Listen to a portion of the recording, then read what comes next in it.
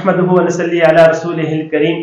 वो शख्स कभी नाकाम नहीं होता जिसके वालिदैन इससे राज़ी हों, जिसके वालिदैन इससे खुश हों।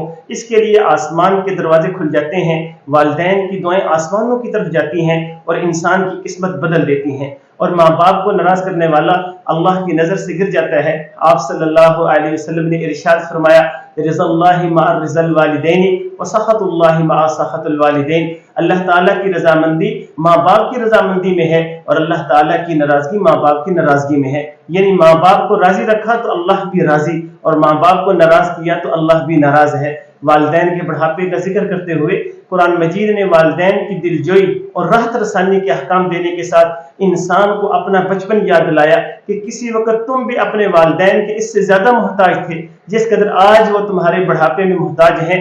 अकल और शराफत का तकाजा ये है कि उनके साथ एहसान, खिदमत और रजा वाला मामला किया जाए।